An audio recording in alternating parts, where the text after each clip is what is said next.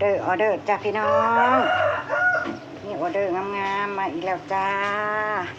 สบายดีรอบตัวเด้อจ้าพี่น้องจ้าสบายดีเบิร์ทุกคนจ้านี่ดีตอนนั้นที่ต้องมาลงบ่อยคือเก่าคือเดิมเด้อพี่น้องขายก๋วยเตี๋ยวซอยลูกก็พี่น้องมีออเดอร์เขามาสั่งใส่ถุงไปส่งจ้ะมีล้วนจ้ะ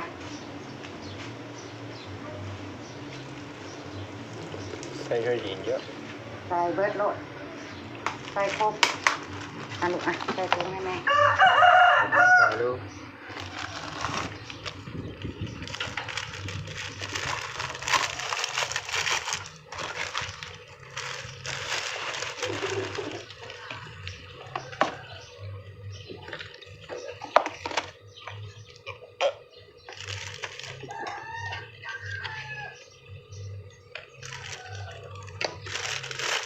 มีออเดอร์มาแม่ค้าก็ดีใจเนาะพี่น้องเนาะ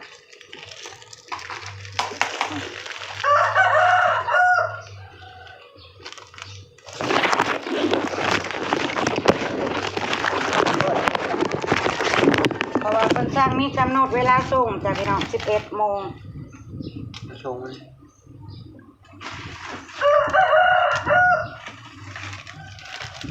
เดี๋ยวจะส่งละ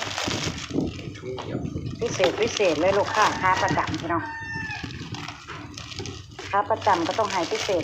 เลยจ้ะ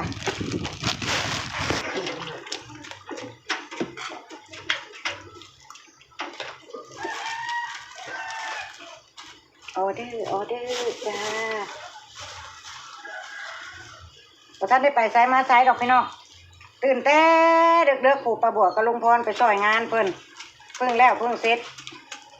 ประมาณ9 โมงกว่ากับกลับมาเงินมากระเตรียมเขาเตรียมคล้องซอยลูกขาย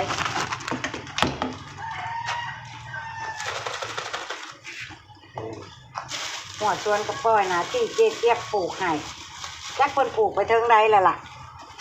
ยังบ่ทันได้ลงไปช่องไปคอยเบิ่งแล้วนี่แหละช่องบายไปเลยตอนนี้เอาลูกค้าก่อนเพนกับข้าเจ้าเฮ็ดทั้งนั้นเมื่อบ่แม่นบ่เฮ้ยเอาเพนทั้งนั้นเมื่อบ่แม่นบ่โตบ่สิเมื่อนะ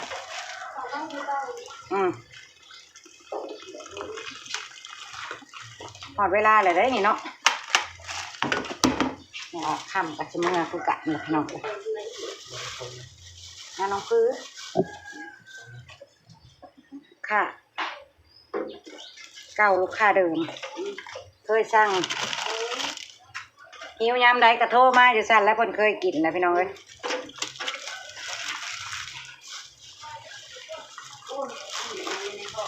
จัก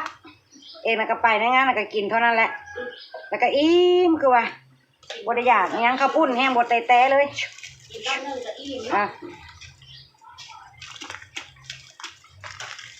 พิเศษจุกๆไปเลยมื้อนี้พี่น้องเอ้ยตาบัว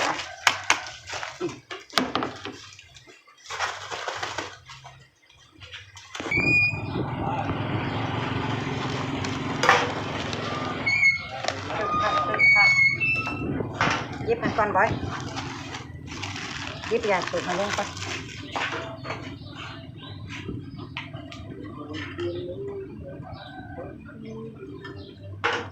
ลูกค้าข่อยก็อารมณ์ดี5 ชุดพี่น้อง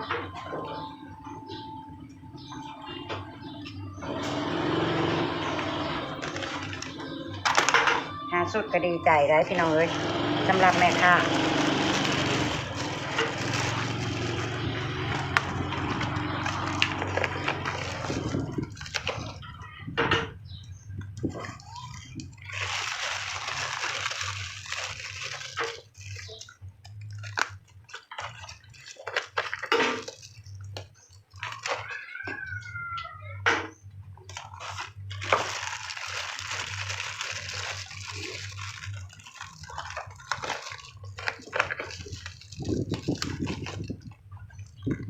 แต่เย็นในลูกมันแตกปุ๊บใส่แล้วอู้บกคุ้มได้น้ำโคตรดงๆเลยนี่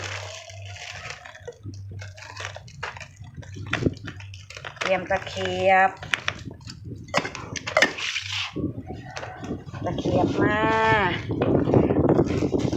อันนี้คือว่าสำเร็จบรรจุสำเร็จเนาะส่วนเครื่องปรุงน้องบิ๊กให้ไว้แล้วเรียบร้อยน้องบิ๊กปุ้ยยันลูกค้าบอกอันบ่พอ น้องบิ๊กบอกจัดหนักจัดเต็มที่ใช้น้ำกัดเราบอลูกใช่กับออกคือบ่แย่เส้นจะไว้เท่าเส้นมันบ่ลายอย่าลืมตะเกียบเด้อเครื่องปรุงเรียบร้อยออเดอร์ลูกค้าเส้นสวยของป้าบัวลูกค้าค้าประจำของป้าบัวใส่กับทุงอันทุงผักก็ได้ลูกอย่าลืมใส่เข้าไปนั่นแหละ3 แม่ลูกซอยกันขาย บายดีป้าลุง โอ้ยผักนะมันสิช้ำแล้วลูกอย่าพาวางลูกเอามันสิช้ำอัดหมอให้แม่แน่แล้วเรียบร้อยแล้วก็ได้สิไปส่งน้ำอ้ายบ่หรือสิอ้ายสิไปคนเดียว ไปคนเดียวนั่นแหละไปน้ำยานตกรถผมไปน้ำยานตกรถเอาคือว่านั่นน่ะน้องบอยพาบินบ่แม่นบ่ใจน้องบอยบ่ได้ขี่ไว้น้องบอยว่าบ่ตัวแม่บ้านน้องบีเพราะว่ายันตกรถคือว่าแนวนั้นว้า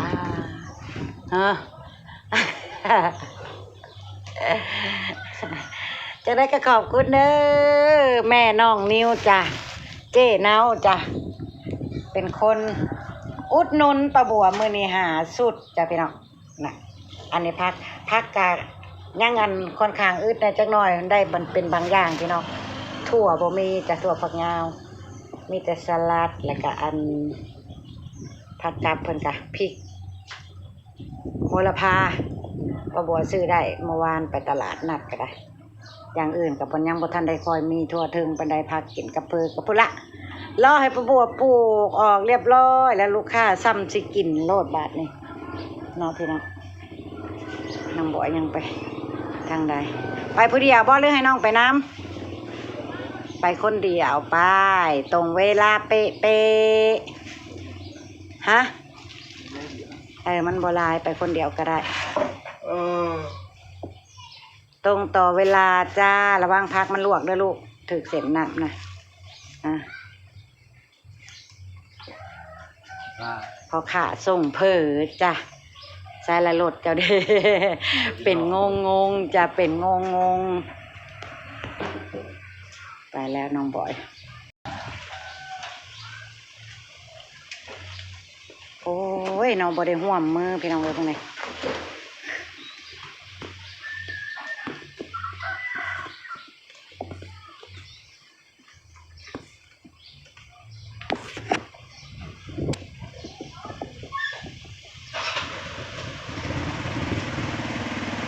ไปพอค่าน้อยบริการส่งไปแล้วไปส่งลูกค้าแล้วจะน้องบอยพี่น้องสั่งได้เด้อลูกค้าผู้ใดอยากกันขึ้นฮอดก๋วยเตี๋ยวป้าบัวก็สั่งมาได้เด้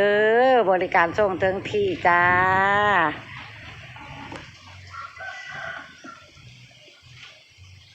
ก็อยู่ถ่ายอยู่คอยกับลูกชายละคือเก่าคือเดิมเนาะอำลาพาจากแล้วจ้าเก็บภาพบรรยากาศ3 แม่ลูกขายก๋วยเตี๋ยวคึกคักไว้ซ้ำในก่อนเด้อพี่น้องจ้าอัปเดตห้านก๋วยเตี๋ยวให้เบิ่งมื้อนี้บ่ทันได้อัปเดตสวนก็อยู่ห้านก่อนเอาไว้พบกันคลิปหน้าจ้าพี่น้องพบพ่อป้าบัวและครอบครัวในคลิปหน้าเด้อจ้าขอบคุณทุกกำลังใจขอบคุณทุกการติดตามขอบคุณที่บอกขามโฆษณาป้าบัวเด้อพี่น้องเด้อไปแล้วจ้าสบายดีหมอพดดงบ่ครับ